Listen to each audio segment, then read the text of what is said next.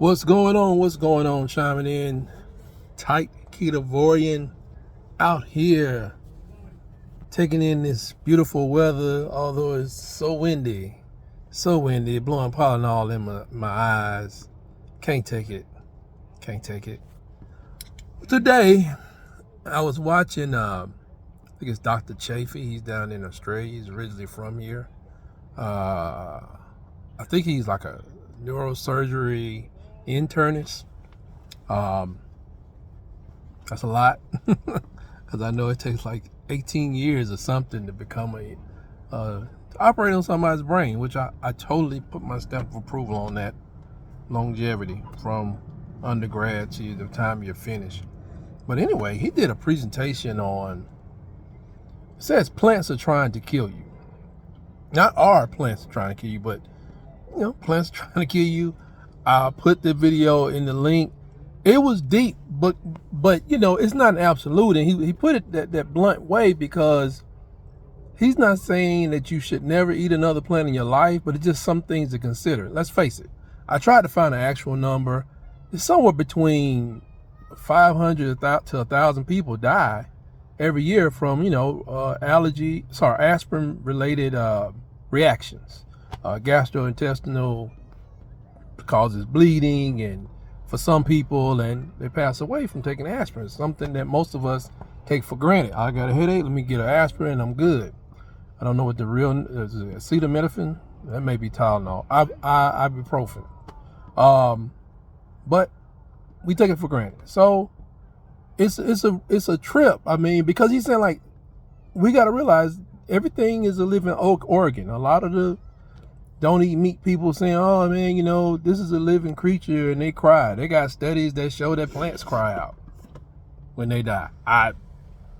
They go through some kind of trauma. I cannot confirm or deny that. I guess you wouldn't hear them, but they go through their own trauma. I imagine you would. In my life, I've seen roots reach out to water sources. They living, so they don't want to die. So with that, if you've ever experienced that, know too that they produce toxins. Something mind-blowing he said. There are 10,000 types of mushrooms. Most of them will either give you, he called it a religious experience, or they can take you out, make you very ill and take you out. 10,000 species of mushrooms. But we eat about 5 of them internationally. Are we to assume that those are doing nothing to our bodies? I mean, 5 divided by 10,000, that's a real small percentage. Why? Maybe these the ones that don't give you the religious experience, that don't put people in, under the grave or whatever. But that's not to say it doesn't cause other problems in the body. I think you said in the U.S., unfortunately, people pass away from eating potatoes. I mean, and then you get into the things that some of these long-term use of certain plants, they leave different enzymes in the body or different chemicals. You can go look up the thing about oxalates and what it does when it comes to people that have inflammation. And we can get inflammation anywhere. You can have a hip that hurt, back that hurt, neck that hurt, but you can also have swollen knuckles and just inflammation in general. And it's just a really good conversation, or a good presentation on the other side of the game. And the reason I go through all this is because, what do they tell us about meat? What do they tell us about eating too much meat? Pretty much too much meat to kill you.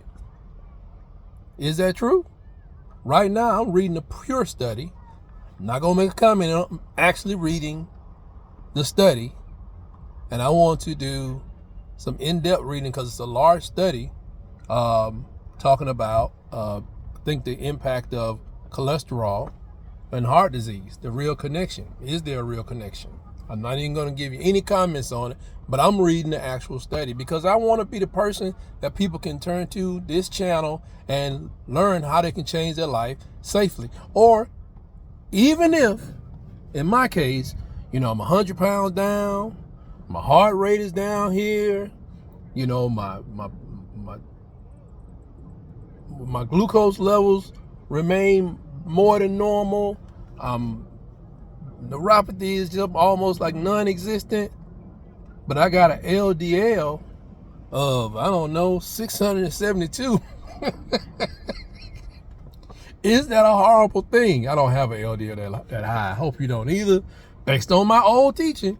But I want to know, is LDL, is it, why not just roll with the high LDL? You sure don't want to be taking insulin for the rest of your days. And there's conversations out there that people need to have. I mean, they got this thing about statins. I mean, some people are calling it,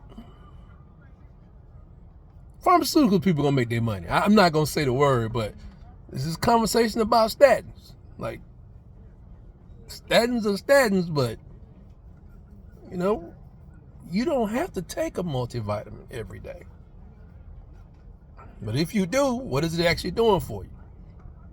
Some doctors and PhD people are asking the same question about statins.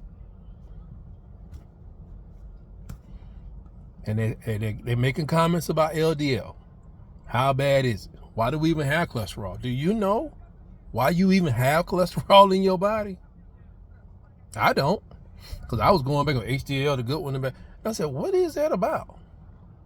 I need to trim my nose. Why do we have cholesterol at all? It's so horrible. Let's get it out of there, right? Why do we have it? Why is cholesterol in your body? Period. If you don't know, then how can you take anybody's word on which one is good long term and which one is bad? Based on what they say, based on what study. Now, if you're not trying to learn this stuff, you're just going to listen to hey, that's totally fine. I'm just saying, too much information in this world not to put your hands on. I'm not trying to learn about fusion, nuclear fusion or fission. I'm trying to learn about this body right here and what works for it. Because like I said, what works for me definitely may not work for you. And I'm cool with that. But I tell you, even if you're a vegan, stay away from them grains, and nobody needs soy in their life. All right. That's all I got to say. Y'all take care.